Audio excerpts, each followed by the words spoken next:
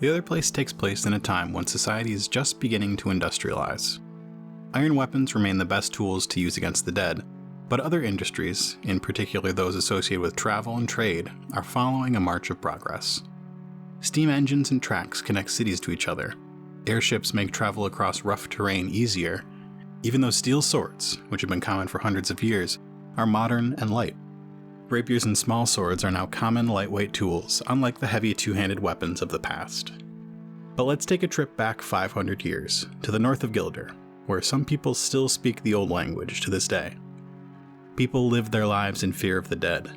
Life is hard and often tragically short. For the last 100 years, the dead have been walking. A new generation of necromancers is wreaking havoc on the land, their goals mysterious, and their methods brutal. In a small fiefdom to the west of Goldspire, life is made easier by the Steinhardt family. The wealthiest family in the region, the Steinhardts built walls around their holdings to keep the dead out. Their people farm the fields and raise their livestock with less worry, thanks to the Lord and Lady Steinhardt. The Lord and Lady had 3 children, Ian, Owen, and Yarin. Around that time, an illness took Gildland by surprise. The dead not staying dead contributed majorly to the state of health in the kingdom, and disease-carrying animals wormed their ways into homesteads and manors alike, spreading the illness. The 3 young Steinhardts lost their parents to the plague. The Lord and Lady left their home and holdings to their 3 children. The oldest, Ian, barely 14, cared for his siblings. Years went by and he felt burdened by the responsibilities. Once his siblings were old enough to care for themselves, he gathered a party of warriors and set out for adventure. The region hadn't seen a saint in an age, and Ian had something to prove. Owen left soon after his brother, heading to the burgeoning city of Hearth. Hearth didn't have nearly as much trouble with the dead as Gildland. Owen left with plans to study, learn, and invent. Yarin, left alone, became close with the people who tended her fields. She showed them the kindness of her home, and they shared with her what they knew of the land and the sword. Her people saw Yarin's parents in her, and she became trusted and strong. The 2 brothers returned at nearly the same time, bedraggled and war-torn. Ian had spent his years away adventuring the countryside and had defeated necromancers, but he had encountered one on the road leading an army of the dead, the size of which hadn't been seen in Gildland for years. Upon his return, Owen described a similar encounter. Yarin, now as old as Ian when he left home, took her brothers in and vowed to do something about the necromancer, whom her brothers informed her was heading toward their home. Working together with the people of her fiefdom, Yarin set about fortifying their home, reinforcing the walls around the village, digging shallow canals from a nearby stream, and preparing for a battle with the dead. As night fell on the day after the equinox that year, the dead struck. The battle was long and hard. The dead dug under the walls surrounding the field. The stream feeding into the canal was blocked about a mile away, and the necromancer raised powerful bone constructs in an attempt to tear down their walls. The villagers and serfs, led by Yarin, fought and fought, losing many.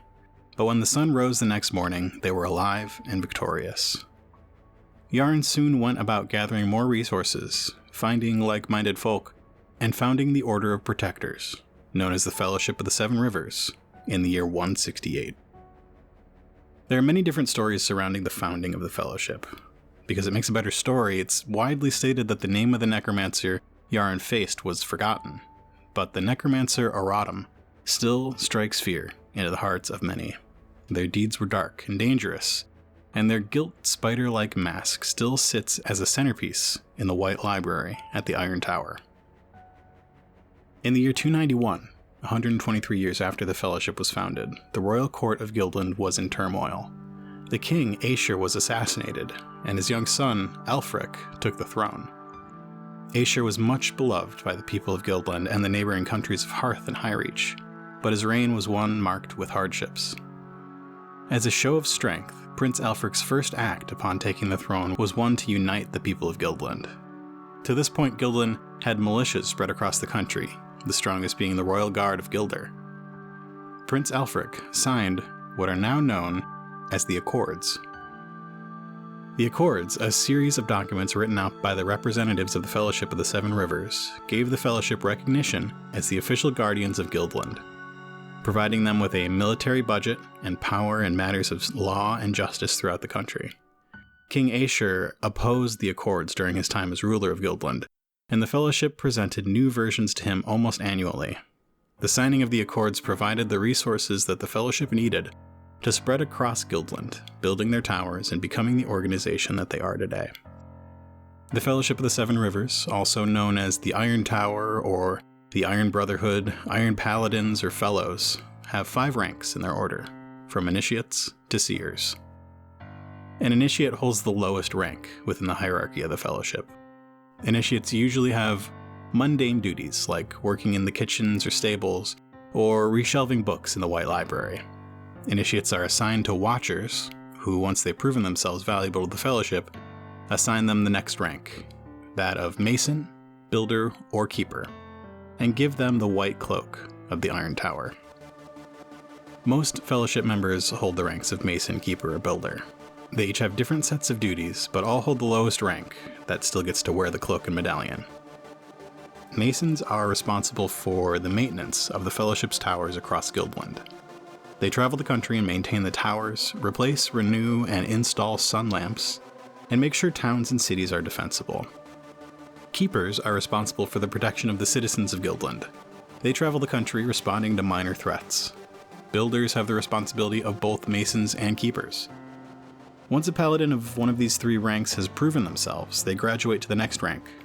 Masons become architects, Keepers become guardians, and Builders can graduate to either rank. Paladins at this rank wear simple white robes with no decoration. Architects tend to stay at the Iron Tower, developing new methods of protecting against the dead, tending to the artifacts in the White Library, and researching. Architects can be identified walking the halls of the Iron Tower by the yellow stitching on their white robes. Guardians travel Guildland, actively seeking out threats. They travel from city to village to town looking for necromancers and the dead and reporting back on local towers to the Iron Tower. Those Guardians stationed at the Iron Tower are responsible for training initiates in swordsmanship, riding, and other techniques for dealing with the dead. Guardians wear white robes stitched with green, which more often than not are well worn with travel. Watchers are the heads of the various sections of the Iron Tower. The red stitching on their cloak is sewn in intricate patterns that represent the people they lead.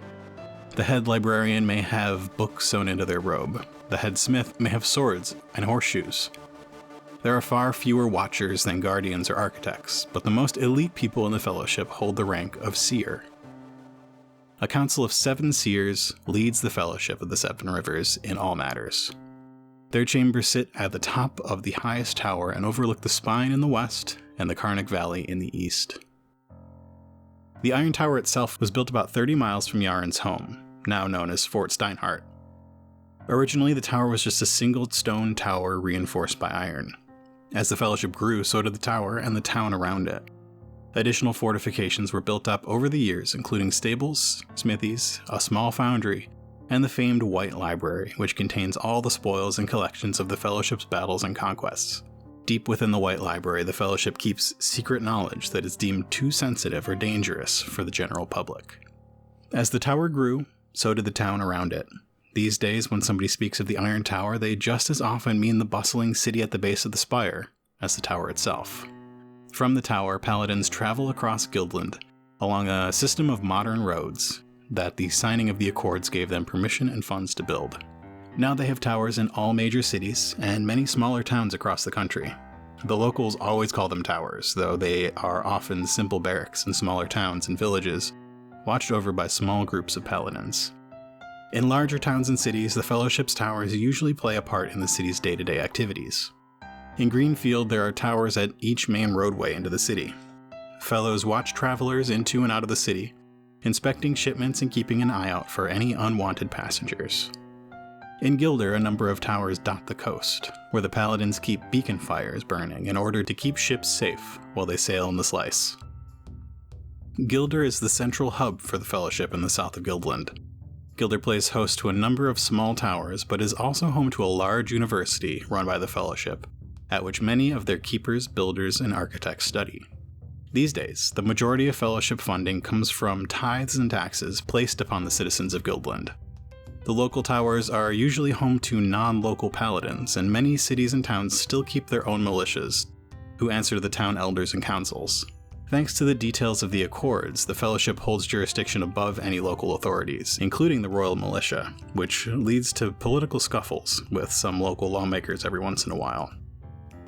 In their downtime, Paladins often enjoy a good game of Deuce and Bugsy, which is also known as Bone King. In Deuce and Bugsy, players are divided into teams across the table from each other.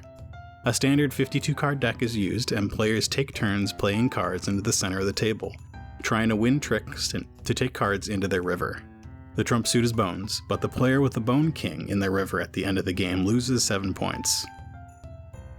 Variations on the game include Mountain Rules, which includes a bidding mechanic from the cards in your river, and Remmel's Gambit, which has been banned in most towers south of Rockfort.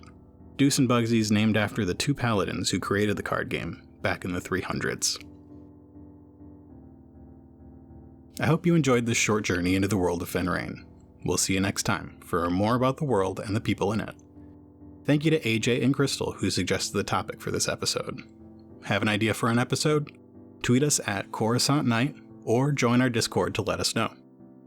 If you're interested in our world, be sure to check out the Otherplace podcast. Each season we follow a new group of adventurers as they journey across Fenrayne, uncovering mysteries, trying to save the world from the encroaching darkness.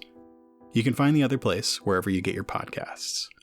Keep an eye out next month for Tales from the Grey Library, a new Otherplace podcast where different groups travel around the world in one-shot adventures. The Fenrayne Files is a production of Nightcast Creative.